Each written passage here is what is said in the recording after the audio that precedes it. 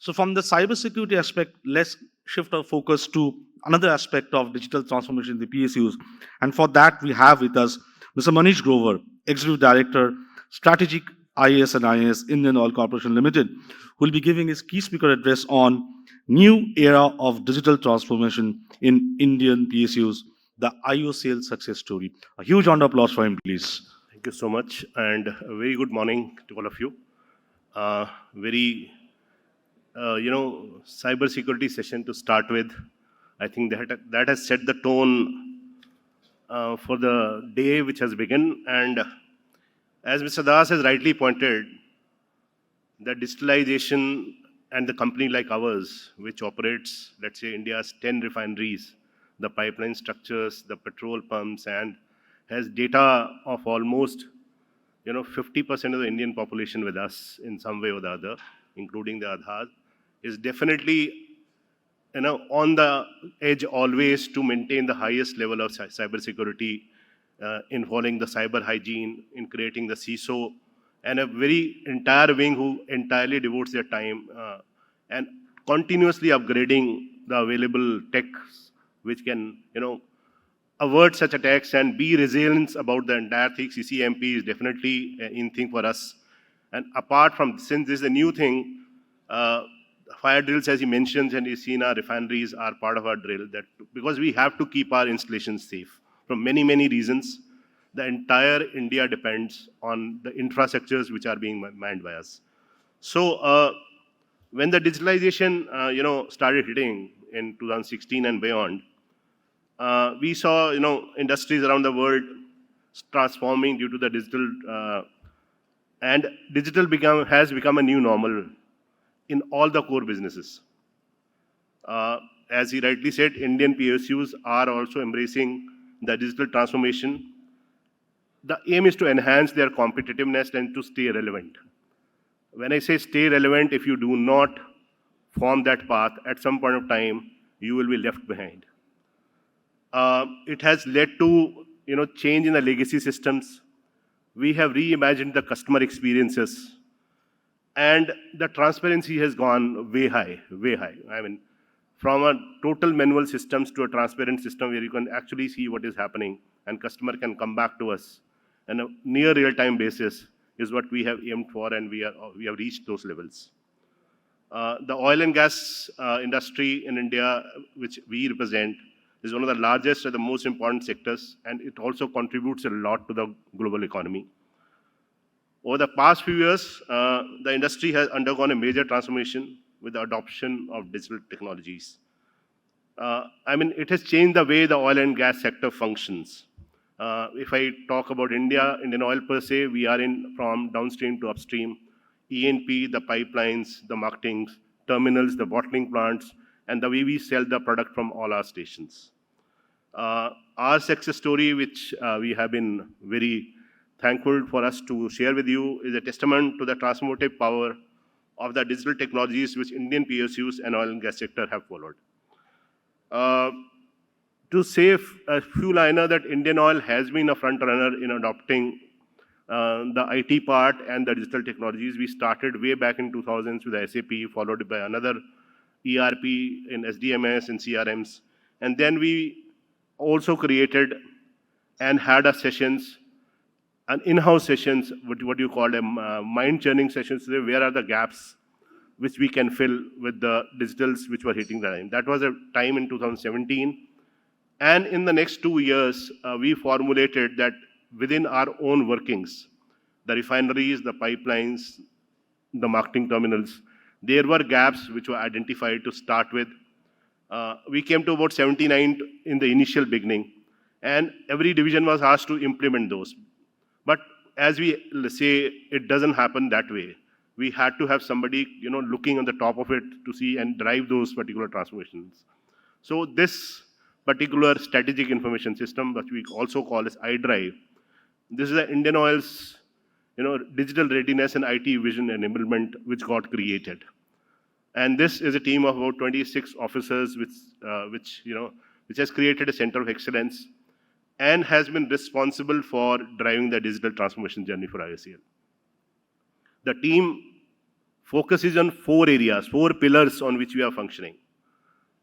And these are pillars which drive us the value and the entire operational excellence. The first pillar, which we really are, which has given us a lot of good results, is the deep analytics and the machine learning programs.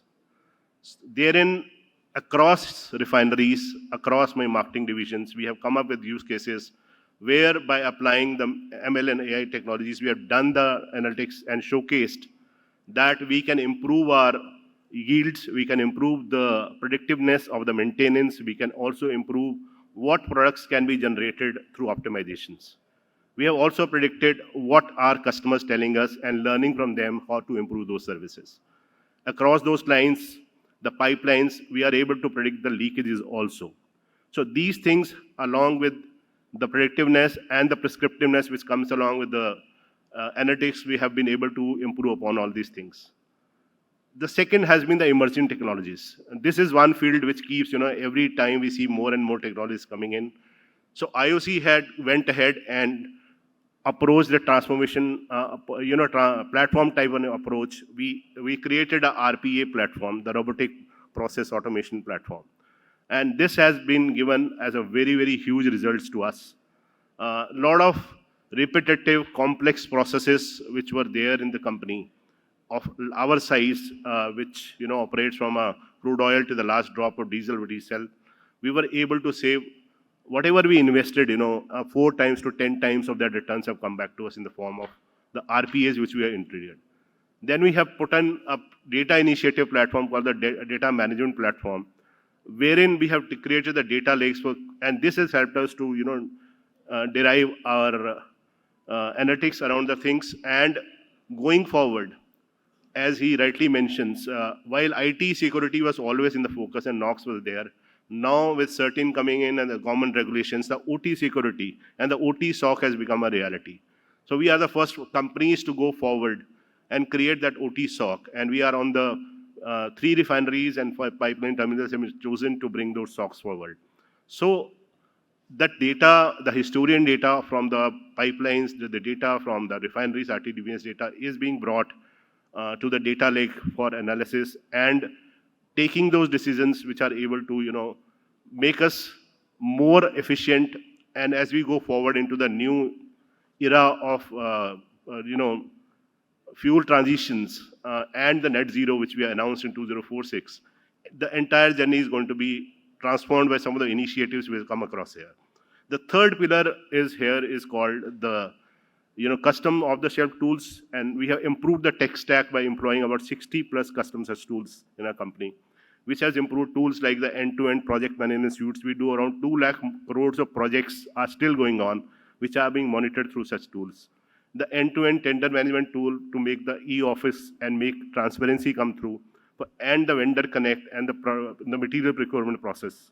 And tools like, which we are now going to, high impact tool like the integrated planning tool, the refinery schedulers, the crude schedulers, the coastal schedulers, everything has come together to give me all the stacks and data-driven insights and let me perform our functions the way we were doing earlier in a much, much better fashion.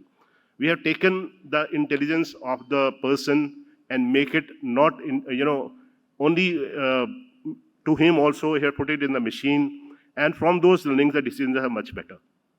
The fourth part and the most important part where the success lies is the change management part. Unless and until I adopt the digital ways across my company, we have a huge, manpower, 30,000 plus people in the company, and a lot of other people who are working as a peripheral nature also. We have to change the habits, how they choose the data and how they work around it. So bringing tech is one thing, but making them use and derive those benefits is also a story. So there's a constant engagement with our people. We have conducted hackathons on mobility, hackathons on RPA, and the new age, the new technologies we just hit us called ChatGPT, the generative AI, we are doing the hackathon around that. The idea of this particular organization and the SIS where we work is to look at all the new technologies and see what business use cases come out of that. And the success lies in the top-down approach of our management. The director and the chairman who are just above me are the ones who also driving the entire thing forward. So it's a top-driven approach. We think big Start small and then expand. Whatever initiatives you have gone ahead, like the heat exchanger change, we did one in-house POC and then give it to IIT Jodhpur to expand for all the refineries. So today, I mean, we are the only company, we are doing about 300 such heat exchangers are being changed and managed through the principles what we are following here.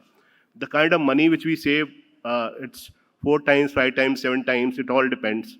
And all the analytics money, it is done in-house. We are not, the entire people, the team which is with us, they are doing this within our company. And the fifth part, which we just is the game changers. We are trying to now bring out certain new ideas which can actually, with the transition in fuels, can make the digital as a service. Whatever we have devised, certain shutdown management tools and tools like which have been devised in-house, can come as a service to other people also. And we have such tools which people are asking for us to share with them. And going forward, we are trying to create some marketplaces for one of the new products called CBG, so that players come together and are able to sell those things. So ideas like that, as we go into the green horizons, are helping us to stay focused on what we need to do. The challenges, as he rightly mentioned, has always been that whatever we do, we have to be cyber secure. Some of the initiatives which actually on which we, the customer reimagination has happened is in the form of reaching out to the customers through LPG customers and all those. We keep their Aadhaar data, the Aadhaar data in the Aadhaar data vault. And currently we have created another, for the Ministry of Petroleum, a combined LPG database of all the three companies. Let's say 30 crore customer database is lying at one place. And we have created the vault for everything. And anything what we do, we make sure that the current, whatever are the cybersecurity measures we are taking in a company, the A-gap solutions which are recently hit, I think we're the first company to come out with those kinds of vaults in the IT sector. So within our company, we keep, as he rightly says, doing this phishing attacks inside, making people aware about email, he rightly said, is the first point where the attacks come in. So those factors also keep increasing. And there's a continuous engagement in the form of trainings to these people to say that they have to be alert. We cannot really afford any downtime on this particular respect when we do. Because any proposal that we take to the board, the first question is about the security.